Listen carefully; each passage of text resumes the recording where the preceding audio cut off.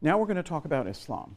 And here we enter into a segment that, in a sense, is the most relevant, if relevance is a criterion, which sort of is, to today's world, because these controversies that play out today, Shiism versus Sunni, for example, the nature of Islam, its appeal as a religion on a world scale, are obviously established in the period that we're talking about. They're established slowly. One of the things that you'll have noticed from the assignment is that the author, Berkey, emphasizes very much that Islam is slow in formation, that it's not fully grown as this militant movement with a set of rules in 632, the year that Mohammed dies. And because of that, then it's not to be understood as some militant, conversion-oriented, jihadocentric religion from the start. I said at one point, when we were summarizing the end of the Roman Empire, that there were three heirs to the Roman Empire. One was the church, ironic because of course, the church had grown up persecuted by the empire. The other was the Byzantine Empire, the Eastern Roman Empire. Remember that it called itself simply the Roman Empire. So that's the most clear claim being staked to succession to the Roman Empire. And that the third was Islam. And a couple of you said, well, Islam, that's the most surprising of all, actually. And I didn't really elaborate at that time. And that's not the center of what we're going to be talking about, because time moves on. We're in the 7th century. The collapse of the Roman Empire in the West is established 2 centuries earlier. But Islam, although developed in Arabia outside of the Roman Empire, and although very strong in places like Persia or the western part of India, would in many respects take up the inheritance of the Roman and Byzantine empires.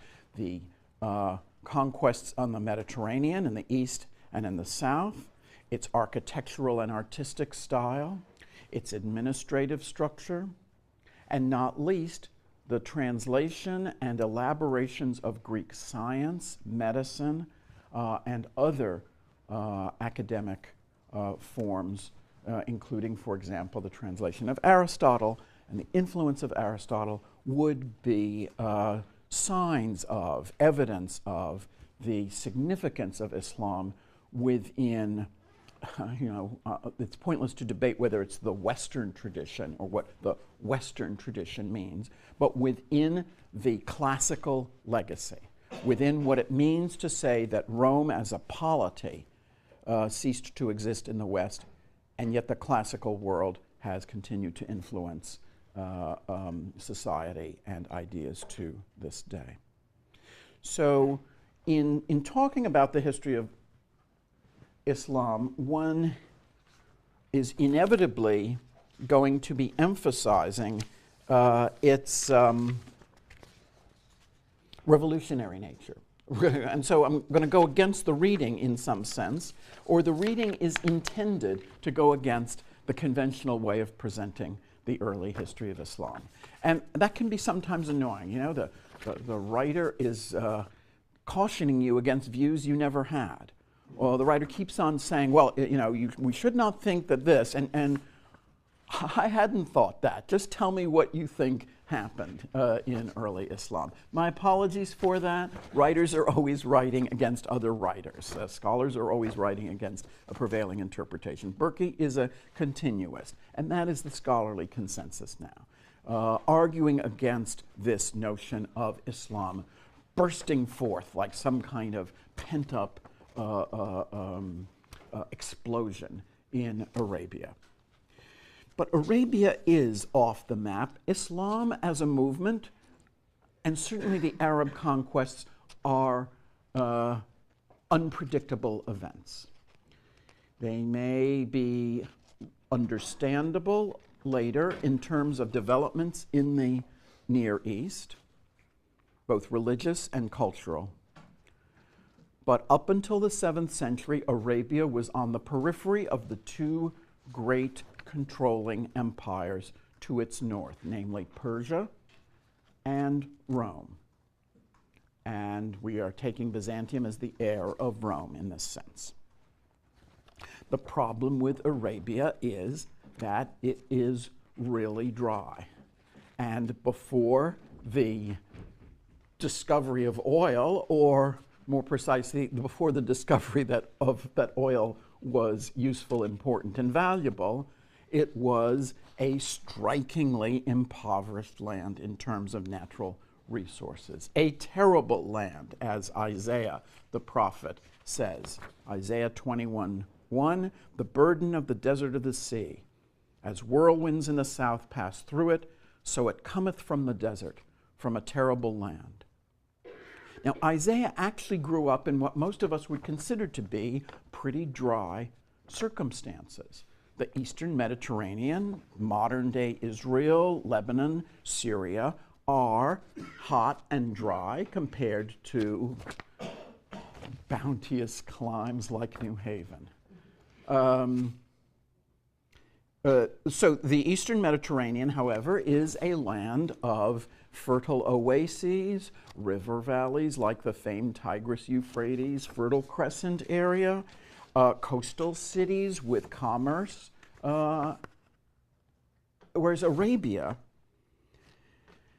is essentially a vast expanse of barely habitable terrain. It is isolated by the sea on three sides. It has very few natural harbors. There are no lakes, no forests, no grasslands even, and no rivers that run year-round. The only intrinsically favorable part of it is the southwest corner, modern Yemen. This was in the ancient world, or at least to the Roman geographers, Arabia Felix, happy Arabia, nice Arabia. And indeed, there were two kingdoms that emerged here around 1000 BC, harbors, oases, and these two kingdoms controlled the spice and incense trade from India and from the Horn of Africa. These are two extremely valuable kinds of products for religious, gastronomic, and medicinal purposes. And most of the spices come from India, and most of the incense comes from modern Somalia, Ethiopia, places along the Red Sea. By the time of Mohammed, however, southern Arabia's best days had passed, and Mohammed is, of course, from central and, in the sense of its orientation, really northern Arabia. The worst desert in Arabia is the south. So just when you get out of Yemen going northeast, you come to an area that still bears the not really encouraging name, the empty quarter. This is really serious no oases desert. Further north, however, in places like Mecca or Medina, there is enough water for settlement, though not enough for agriculture. A key event in the history of Arabia is the domestication of the camel, which can be situated around 1000 BC. Arabia outside of the Yemenite kingdoms was mostly nomadic, though there were trading cities, of which the most famous are Mecca and Medina. These cities were rather cosmopolitan. They had Arabs and other peoples. They had Christians, some of whom were Arabs, some of whom were not, and Jews, many of whom were also Arabs. They controlled overland trade, again from further east, bearing exotic products like spices from India, organizing caravans. At times they would form kingdoms, at times there would be Arab kingdoms in the north, but generally these are feuding societies organized along tribal lines. Looked at from the Roman or Persian Empire, Arabia was a little bit like the forests of Germany. A hostile terrain from the Roman point of view, Persian point of view, inhabited by useful but presumably barbarian and presumably not very interesting people. This is the point of view of the Bible as well. They're primitive people bearing interesting products, inhabiting a land that's not worth having, not worth invading, not worth owning, not worth dealing with. The first mention of Arabs seems to be 854 BC, when, according to a Syrian inscription, a certain Gindibu, the Arab, contributed 1,000 camels to forces revolting against the Assyrians. The Arabs, henceforth, after 854, are mentioned often in Babylonian and Persian texts. They're always frontiersmen or people inhabiting a land beyond a frontier. Questions so far? Okay. Not all Arabs are nomads, but the Bedouin in this sense meaning Arab nomad, is sort of the Ur-Arab, the original Arab, the defining archetype and the original colloquial meaning of the word Arab. In a way, the Bedouins are a little like the Germanic tribes, an analogy I'll mention, but I don't want to push too hard. They form extended kinship units, that is to say, they know who their second cousins are and care about them. And these extended kinship units form a kind of tribal structure. This notion of tribe remains important to this day. You'll have seen in accounts of post-Gaddafi Libya, for example, the cliche, and probably accurate, is there is no tradition of government. Gaddafi didn't govern, he just tyrannized. And there are no civil institutions. It is divided by tribal loyalties. What does tribe mean in that? I actually don't know in terms of Libya. It is a way of saying that people do not have loyalty to the state, but to some extended kinship group, or what's sometimes called fictive kinship group. I'm not really related to you, but we have either the same name, or we're from the same place, or we consider each other kin, and therefore have a certain protective sense about each other. This is very useful if you don't have a government. We've already spoken about this in terms of our question of what held Merovingian society together. Your second cousin becomes important to you if there's no police force, if there's no way of making sure that someone's not going to kill you just for fun or because they got angry at you.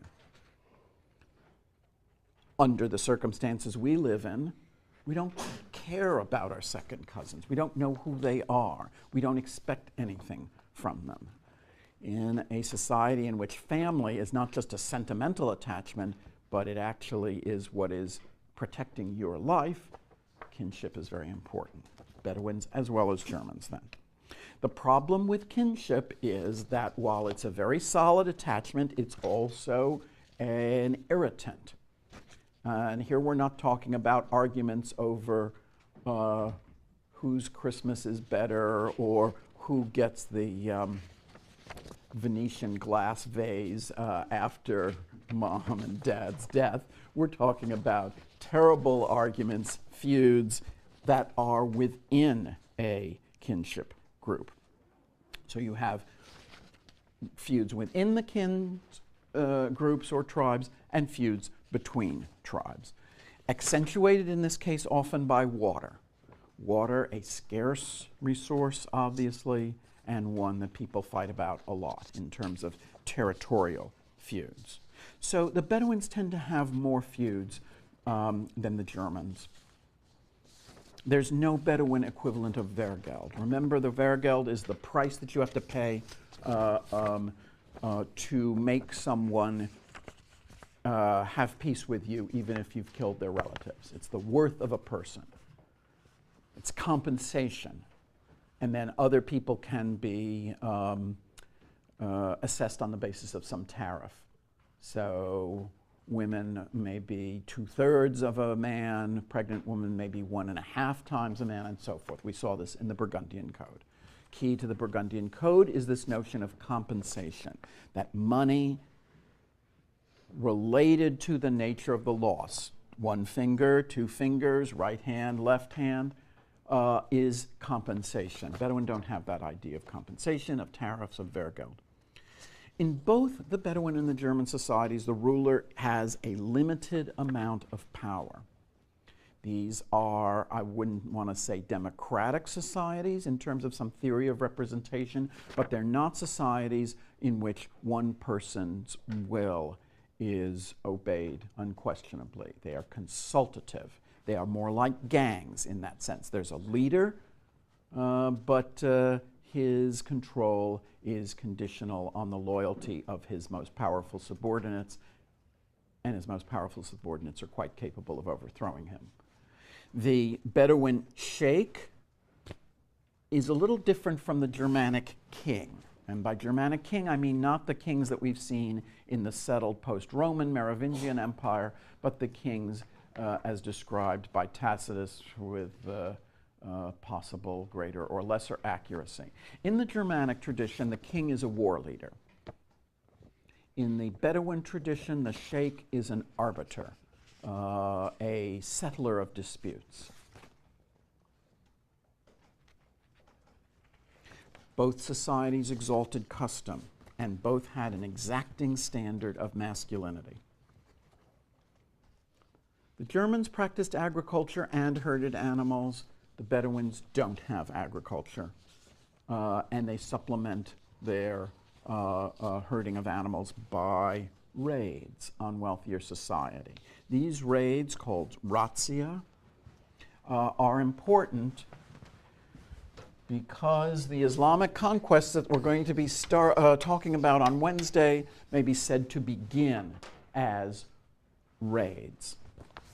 They begin as raids, and then they discover that there's almost nobody there, that the Byzantine army and the Persian army are crippled by fighting against each other. So what begins by raids becomes conquests. So we come to Mohammed.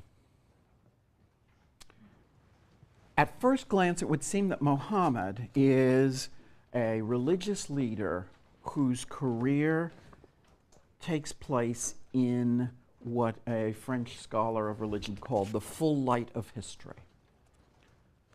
620s AD may not seem like the full light of history, but Mohammed as a historical figure at least seems to emerge more clearly than Abraham or Moses or Jesus. But as you have read, Muhammad's biography is hopelessly entwined with legend. What we know about Muhammad is what later Islamic and Arab commentators wanted to have happened to Muhammad.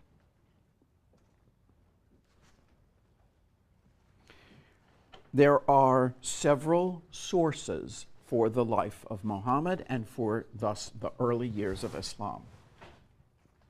They're formal biographies called Sirah, S-I-R-A. The problem with these is they were written long after Muhammad's death, 100 years at least. There are collections of oral tradition called hadith, H-A-D-I-T-H,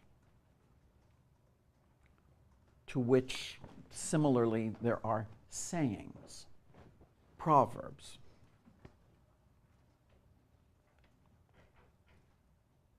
These are also questionable because although they were put together within 50 years of Muhammad's death, they're very heavily influenced by the first civil war of the 650s, which we will be talking about the day after tomorrow.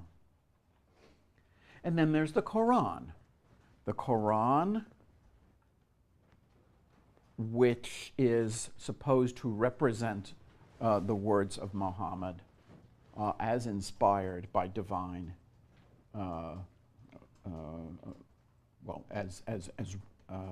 composed by divine inspiration. The Quran itself is a text that scholars outside of the Islamic tradition have questioned in terms of when it was put together, how much by Muhammad, how soon after Muhammad.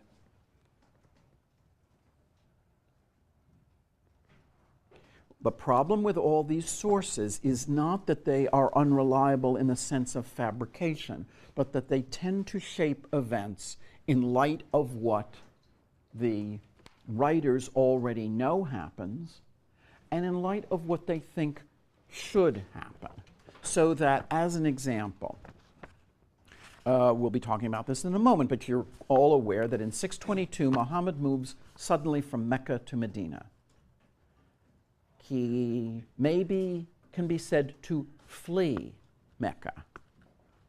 This is called the Hijra, or Hijra, in the Berkey book, Hegira,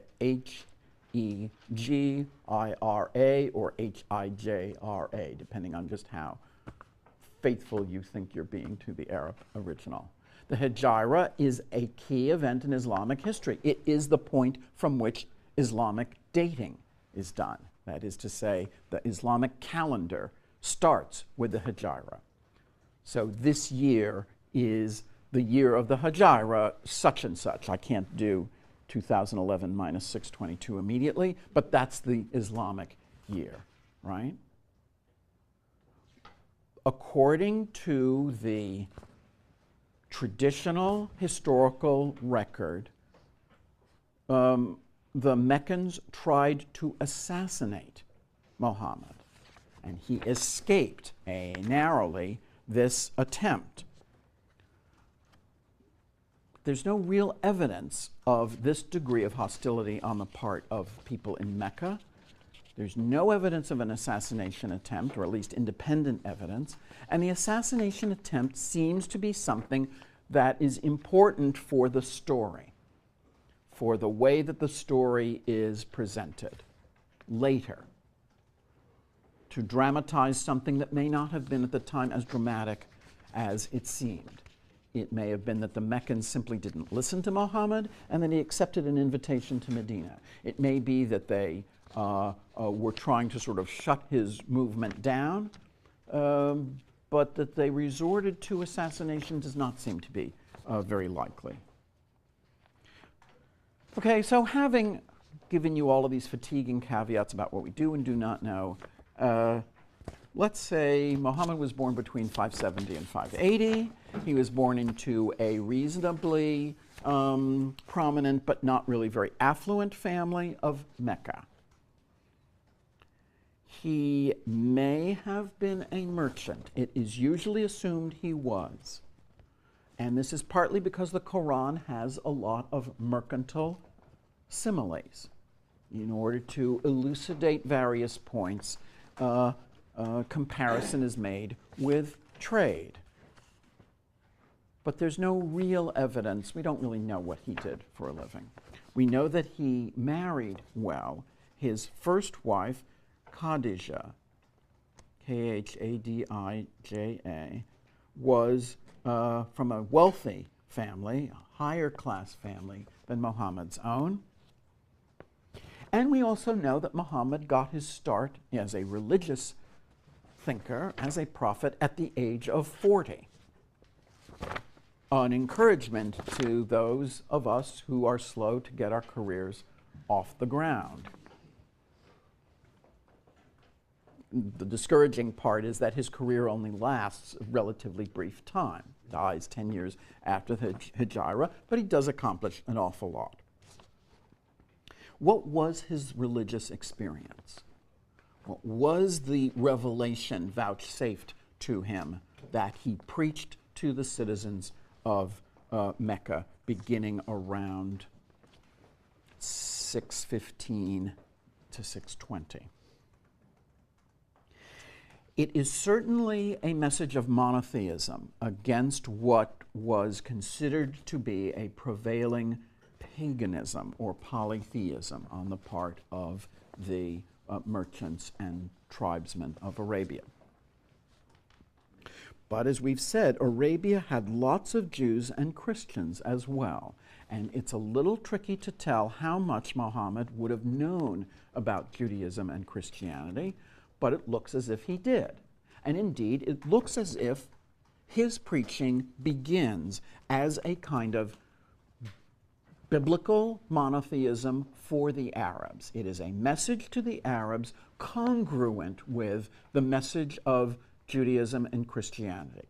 The message of Judaism and Christianity being understood as a statement of the unity of God and a progressive interpretation of God's message by a series of prophets beginning with Abraham, including Moses, Isaiah,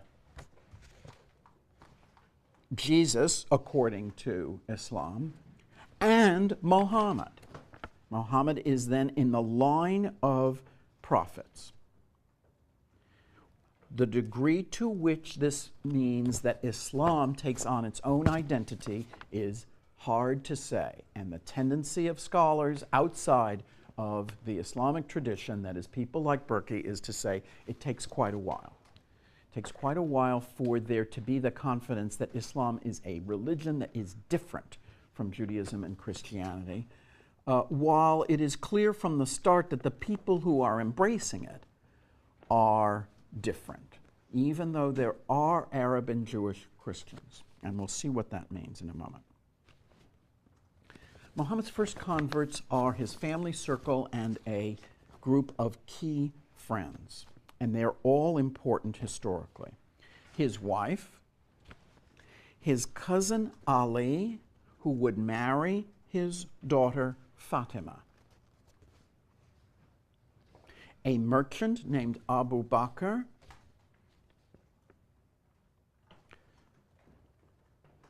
a powerful member of the one of the leading clans or family groups of Mecca, Othman, sometimes spelled, I think in the Berkey book, spelled with a U, so we'll use the U.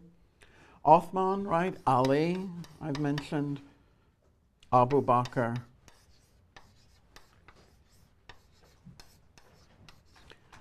Othman is a member of the Umayyad family.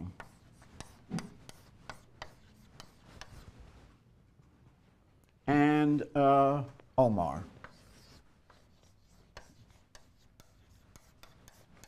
These are sort of considered to be the inner circle of very, very early converts.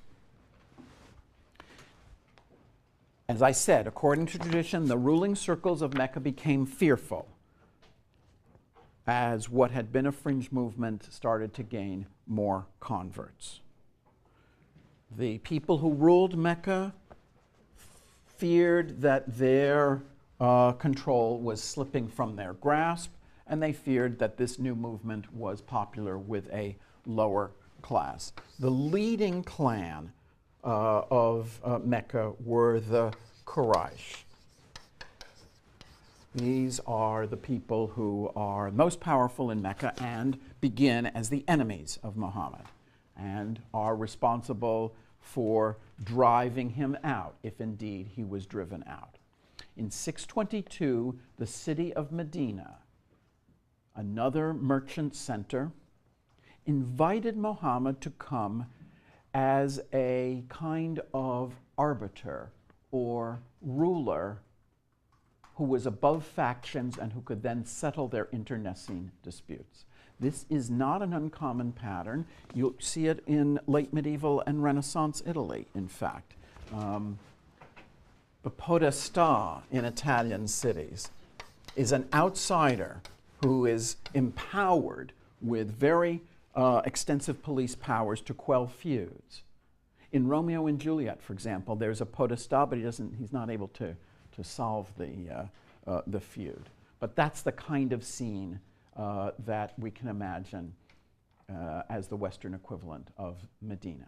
Muhammad is invited as a wise man, as an arbiter, as a reconciler to the city of Medina, an offer that he accepts. And it is in Medina that we really start to see emerge what can be called an Islamic identity. I tend to think a little bit earlier than Berkey, because here Islam starts to differentiate itself from Judaism and Christianity. And indeed, the period at Medina culminates with the expulsion of Jewish groups who refuse to accept Muhammad. What he does at Medina also is to preach that the religious loyalty is more important than loyalty to the tribal group. The religious loyalty, therefore, is not simply an accompaniment to your already existing identity. It is the most important aspect of your identity. It's at Medina that Mecca replaces Jerusalem as the point of orientation for prayer. It's at Medina that Muhammad stops celebrating Yom Kippur and institutes a month-long fast during the daylight hours, Ramadan. At Medina, Friday becomes the Sabbath, not Saturday or Sunday. And the Jews are expelled from Medina. And by Jews, I don't mean some kind of foreign community of non-Arabs who happen to be living in Medina, but rather Jews, some of whom came from elsewhere, many of whom were Arabs. And it's also here that Muhammad perfects this notion, as against the Christians and Jews who have scorned him, that he is the seal of the prophets, the last of the prophets.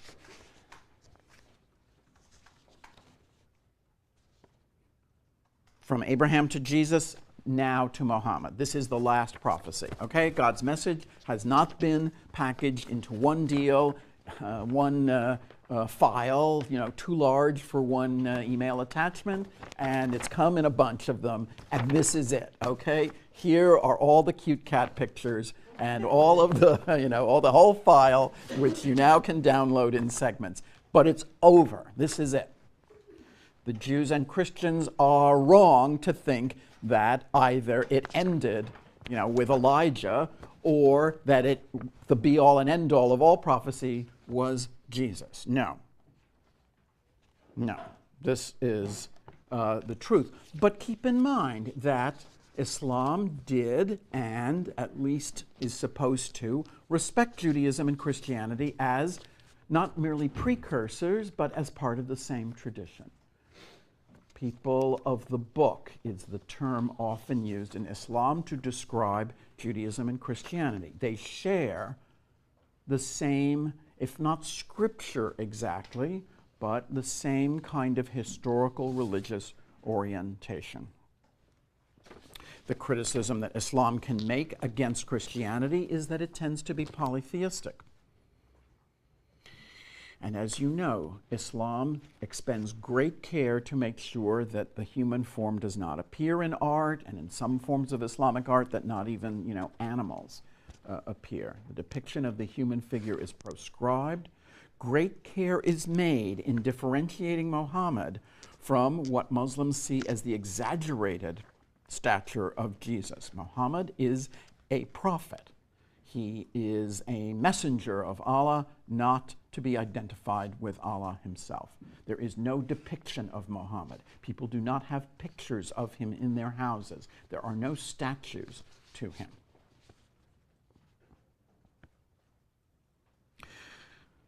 Muhammad's greatest challenge was to overcome these tribal loyalties in favor of the Ummah, UMMA, the Community of the Faithful.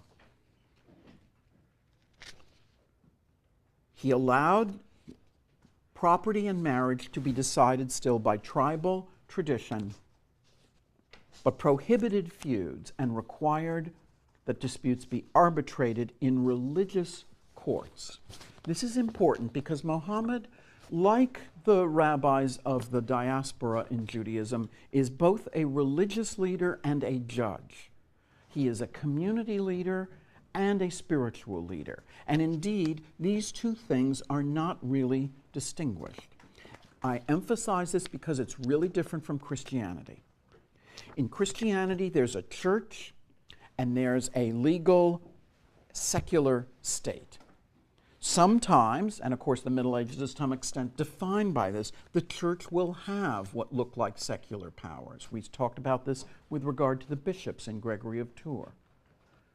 At times the papacy later would claim all sorts of political powers. But conceptually in Christianity, because Christianity was an illegal religious brotherhood within the Roman Empire for over 2 centuries, church and state are different. In Islam, one can't really talk about church or clergy. There are religious leaders who have political authority, but their authority is what we would call that of a judge and that of a religious leader at the same time. The political order and the religious community are the same. That's why when we talk about the Arab conquest or the Islamic conquest, we're talking about something in which the new territories are taken over by a state that's not a theocracy in the sense that the church is ruling the state, but something in which the church and state are not to be distinguished. We'll talk about this more when we come to the conquest. Within 2 years of the Hijra, 622, so by 624, Muhammad was planning to take over Mecca, to re-enter in triumph the city that he had fled, if not under cover of darkness, at least under murky circumstances. A victory in battle in 624 gave Muhammad the confidence to expel Jews and Christians from Medina and to take on this title of Seal of the Prophets. And by 627, Medina gained the upper hand, and in 630, Mecca fell to Muhammad and his forces. And all of the tribes of Mecca and of the surrounding areas submitted to Muhammad. They recognized him as a political as well as religious leader. Again, the two things not easily to be distinguished. And then Muhammad died. In 632, he died.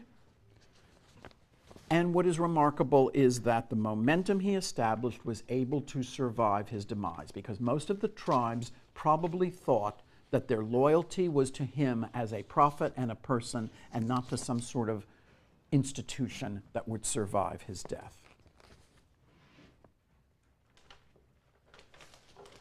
And indeed, his death would usher in a period of incredibly rapid expansion.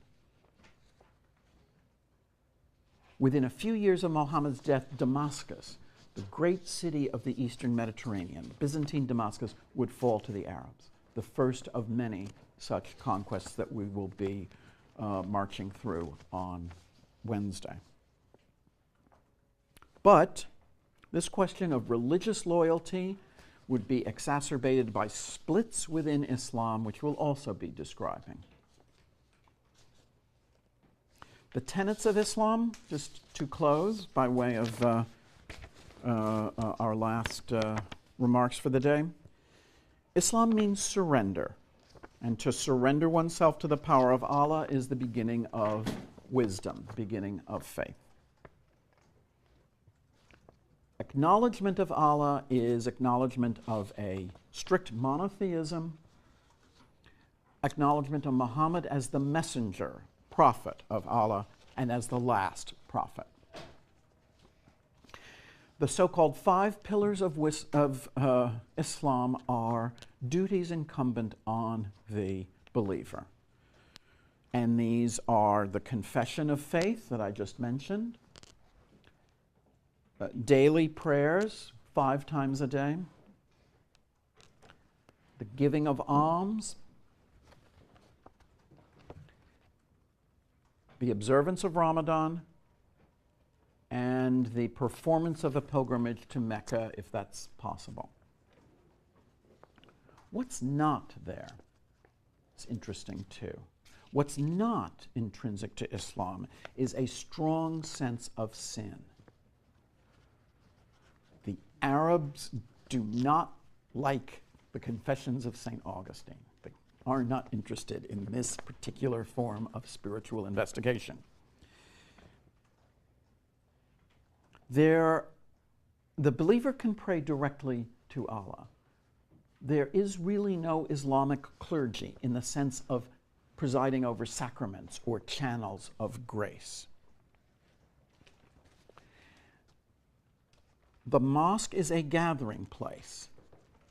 It is not a place that has some kind of powerful holy objects in it, in the sense that a church in this era would have relics or Eucharistic hosts and other very powerful sacred things. Islam is a religion of conduct and law, not of mortification and purgation. It emphasizes upright behavior, no drinking, no gambling, certain dietary restrictions, not the renunciation of the world. It does not say sell everything you have and give it to the poor. It says give alms. It is a moderate religion, actually. It is a doable religion. These obligations may be somewhat inconvenient at times, Ramadan, for example, but there is nothing in here to the degree that the New Testament, for example, prescribes behavior that most people are not going to follow, or that traditional Judaism, possible but certainly onerous, lots of obligations. The other difference, more important with Judaism, is that Islam would be very quickly universal. In other words, it would encourage conversion, although not, as we will see, with great enthusiasm. It is completely erroneous to think that these armies that burst forth from Arabia after the death of Mohammed were intent on getting everybody to follow Mohammed. They were intent on conquest, all right. But we'll see that their goals were a little more complicated than that of orienting everybody towards this new faith, whatever we're going to call it. And we'll see more about that the day after tomorrow. Thanks.